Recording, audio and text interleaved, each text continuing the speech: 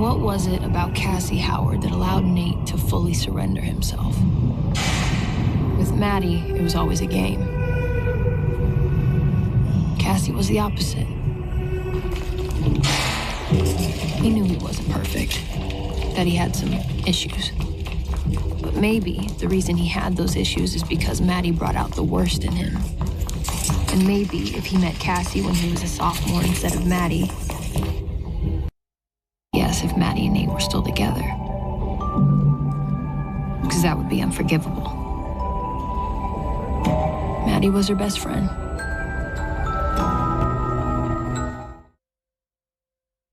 When the first episode of Euphoria's second season dropped, there was one shot that immediately became the blueprint for every "Who are you?" TikTok for the next 6 months. It's that slow-motion walk down the hallway. On the left, we have Maddy Perez, sharp, untouchable, and vibrating with an energy that says she's already won the fight you didn't even know you were having. On the right, we have Cassie Howard, soft, anxious, and looking like she's about to shatter into a million pastel-colored pieces. If you spend 5 minutes on Twitter or TikTok, you'll see the great divide. You're either a Maddy, the bad who knows her worth, or you're a Cassie, the crying girl who would burn her whole life down for a 5-second hit of male attention. We've turned them into archetypes. We use Maddy as our aspirational warrior and Cassie as our cautionary villain. But here's the thing we often miss while we're busy picking sides. Maddy and Cassie aren't opposites. They are a mirror image of the exact same tragedy. They are two sides of a coin that was forged in the same fire of childhood neglect and a hyper-sexualized society that told them, from the moment they hit puberty, that their only real currency was their reflection. In this video, I want to look past the Maddy versus Cassie fan wars. I want to explain how Maddy's armor and Cassie's desperation are actually the same survival instinct, just expressed in different keys. Because the truth is, the most heartbreaking thing about Euphoria isn't the toxic relationships they have with men, it's how the world they live in made it impossible for these two girls, who are so fundamentally the same, to stay friends. So let me explain. Chapter 1. Inherited Voids, the Shared Root. To understand why these two girls are the way they are, we have to talk about the Freudian excuse. In pop culture, we love to throw around the term daddy issues as a way to mock girls who are a little too eager to please or a little too loud in their anger. But Euphoria actually stops to ask, what does it look like when the first man who was supposed to protect you is the one who let you down the hardest? Both Maddy and Cassie are living in a void left by their fathers, but the type of void is what separates them. Maddy grew up watching a father who was a non-presence and a mother who spent her days literally kneeling at the feet of the wealthy. Maddy didn't just see class disparity, she saw the humiliation of service. She learned that if you don't demand respect, you become invisible. She decided, very young, that she would never be the one kneeling. Cassie, on the other hand, had a father who was there until he wasn't. She experienced the specific, agonizing trauma of a loving parent who chooses a needle over their child. When her father left, Cassie didn't learn to demand respect. She learned that she wasn't enough to make him stay. This created a girl who is perpetually auditioning for a role that will keep a man in the room. This is the same coin tragedy. Both girls are operating under the exact same delusion, that their worth is entirely tied to how a man perceives them. Maddy protects that worth by being a tyrant, and Cassie protects it by being a martyr. They are both running away from the same fear of being nothing, but while Maddy is running towards a throne she built herself, Cassie is running towards a mirror that belongs to someone else. And as we're about to see, when you build your entire identity on how other people see you, it doesn't matter if you're a queen or a crying girl, you're still a prisoner to the gaze of the people around you. Chapter 2. Maddy Perez, the Armor of Control. Now let's talk about Maddy Perez. If Cassie is a ghost story, Maddy is a manifesto. Maddy's defining trait isn't just her confidence, it's that she invented it. This is what psychologists call an internal locus of control. In plain English, Maddy believes she is the writer, director, and lead actress of her own life. Her confidence is a custom-made suit of armor. think about her fashion. It's not just about looking good, it's offensive weaponry. When Maddy puts on those sharp, tiny, perfectly coordinated sets, she's doing it to intimidate you before she even opens her mouth. And can we talk about the winged eyeliner for a second? It's not makeup, it's war paint. It's sharp enough to draw blood and precise enough to signal that she is in total, obsessive control of her image. But here's where Maddy's side of the coin gets really interesting. Because she believes she is the source of her own power, she can afford to be strategic. The key difference between her and Cassie is that Maddy is putting on a phone case. She might change the look for the event, but the phone, her core identity, stays exactly the same. She demands the princess treatment not because she needs someone to tell her she's a princess, but because she's decided that's the entry price for her time. If Nate is throwing a tantrum, Maddy doesn't scurry around trying to fix his mood. She walks away. She knows that access to her is a privilege, and if you disrespect the standard, you lose the access. It's a brilliant survival strategy, until it isn't. Chapter 3. Cassie Howard, the Mirror of Submission. Then we flip the coin and we find Cassie. If Maddy is armor, Cassie is a mirror. Cassie doesn't have an internal locus of control. She lives entirely on the outside. To Cassie, life isn't something she directs, it's something that happens to her. This is what makes the Season 2 4 a.m. routine so deeply uncomfortable to watch. It's played for cringe, but it's actually a horror sequence. When Cassie is waking up before the sun to scrub her skin raw, she isn't doing self-care. She is performing a frantic, panicked erasure of herself. She isn't trying to look like Cassie, she's trying to look like a placeholder for Nate's desires. While Maddy's strategy is survival through control, Cassie's strategy is survival through compliance. She thinks that if she can just be perfect enough, she can stop the inevitable abandonment she's been fearing since her father walked out that door. But here's the dark side of being a mirror. A mirror doesn't have a moral code. Because Cassie's only sense of worth comes from Nate's gaze, she is willing to set her entire world on fire to keep him looking at her.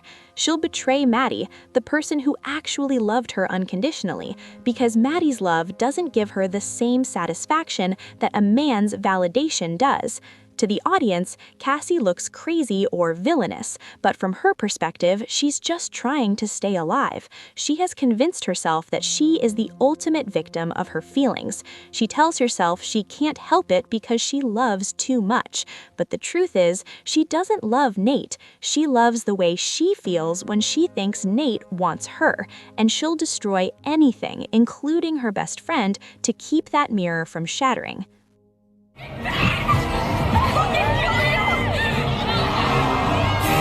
Oh, this bitch needs to be put down.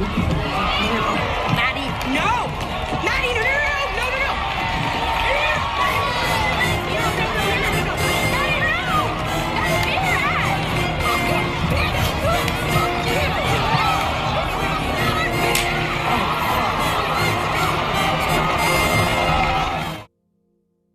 Chapter 4.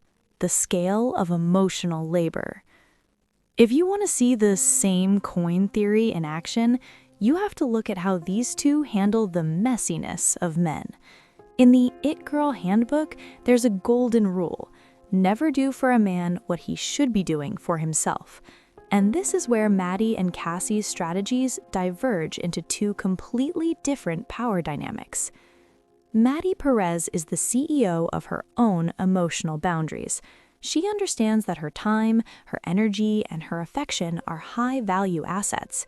If Nate is having a sociopathic meltdown or acting like a petulant child, Maddy doesn't rush in with a wet cloth and a soothing voice. She walks away.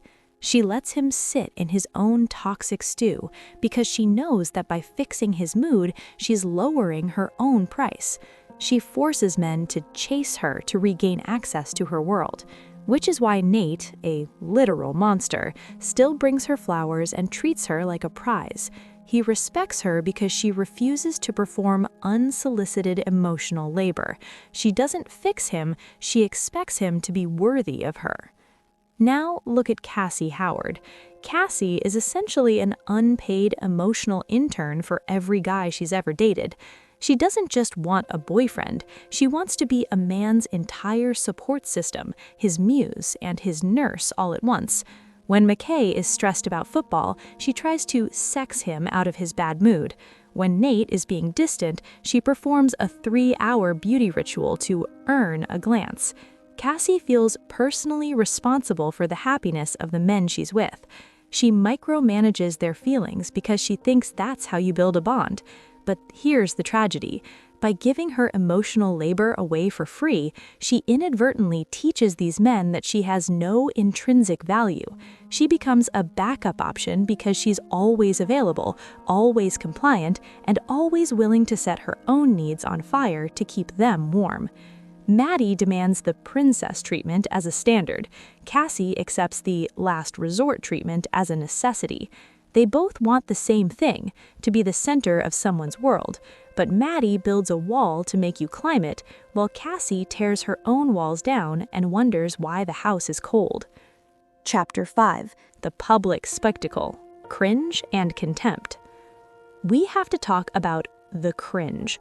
Why is it that when Maddy is mean, the internet makes edits with boss bitch music, but when Cassie is crazy, we all collectively recoil? This brings us to the idea of the public spectacle. Historically, as a society, we're obsessed with watching beautiful women unravel. Think of the 2000s tabloid culture. Britney, Amy Winehouse, Lindsay Lohan. We love the descent into madness as much as we love the rise to fame. Cassie Howard is the modern realization of this spectacle. In Season 2, she's constantly on the verge of a public breakdown, and the audience's reaction to her is what psychologists call contemptuous cringe. We don't just feel bad for her, we feel a weird sense of derision. Why? Because Cassie's desperation is a mirror to our own deepest, most pathetic insecurities. We see her begging for Nate's attention, and we remember a time we felt that small, and it makes us want to look away. Lexi's play is the ultimate meta-commentary on this. Lexi literally turns Cassie into a caricature for the school to laugh at. On that stage, Cassie loses control of her own narrative. It's where the same coin flips again. Maddy is in the audience, watching. She has moved from being the star of the drama to being a witness to it. Maddy's anger throughout the season feels like justice because it's directed outward. Cassie's grief feels cringy because it's directed inward. We respect Maddy because she refuses to be a victim, even when she is one. We pity Cassie because she has made victimhood her entire personality. Chapter 6: The Art of Walking Away. As Season 2 comes to a close, the same coin finally stops spinning, and we see exactly where the two sides land. This is the moment of the great abdication. Maddy Perez finds her true power not in winning the fight, but in leaving the arena. For 2 seasons, Maddy's identity was tied to being the queen of East Highland and the other half of Nate Jacobs. But by the finale, she does something revolutionary for a queen bee. She abdicates. She walks away from the toxic cycle, she walks away from the drama, and she even walks away from the throne. She realizes that the armor she built was actually feeling like a cage.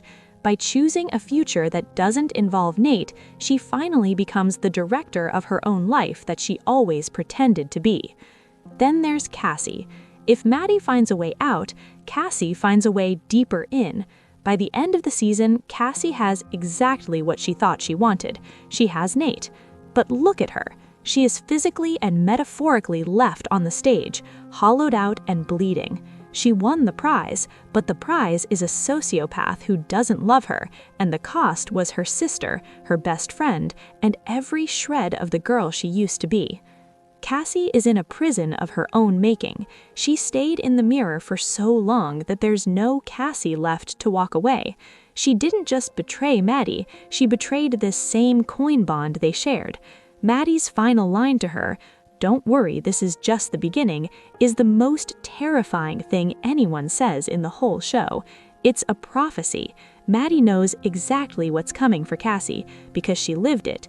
But Maddy was smart enough to get out before the mirror shattered. Cassie is just standing there holding the pieces. Conclusion: the rigged game. When we look at Maddy Perez and Cassie Howard, it's easy to get caught up in the who's right and who's wrong of it all.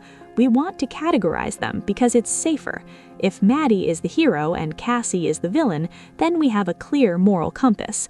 But Euphoria isn't a show about clear morals, it's a show about the consequences of a rigged game.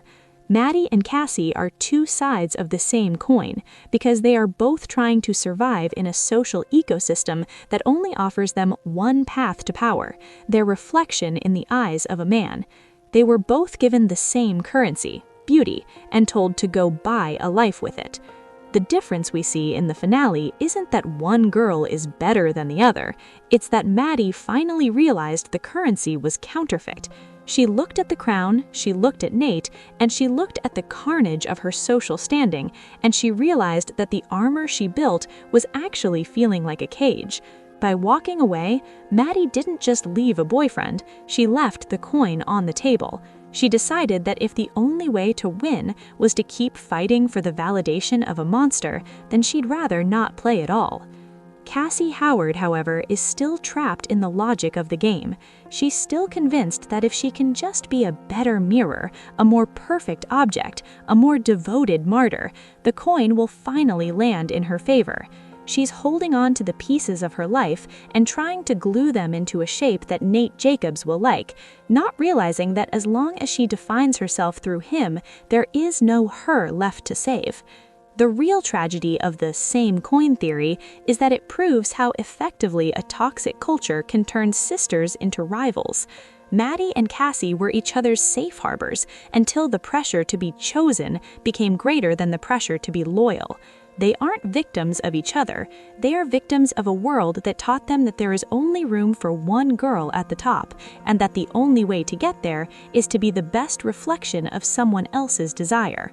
Maddy has finally looked away from the mirror and started looking at the world. Cassie is still staring into the glass, waiting for a version of herself to appear that she finally likes. They are the same girl, at different stages of the same fire. One has learned to walk through the flames, and the other is still waiting for someone to come and put them out. The coin is still spinning for Cassie, but for Maddy, the game is finally over. And in a world like East Highland, that is the only true version of winning there is. Thanks for watching this deep dive into the messy, beautiful, and devastating world of Maddy and Cassie Howard. I'll be back with much more on this once the story continues. Speaking of which, I know we are all desperately waiting for the next chapter. I will be doing a full, in-depth analysis of Season 3 of Euphoria and where these characters go next as soon as it drops in April. We're going to look at the time jump, the new dynamics, and whether Cassie can ever find her way off that stage. Until then, let me know in the comments, are you Team Maddy or Team Cassie? Or, like me, do you just wish they could have stayed friends? Don't forget to like, subscribe, and hit the bell so you don't miss the Season 3 breakdown. I'll see you in the next one.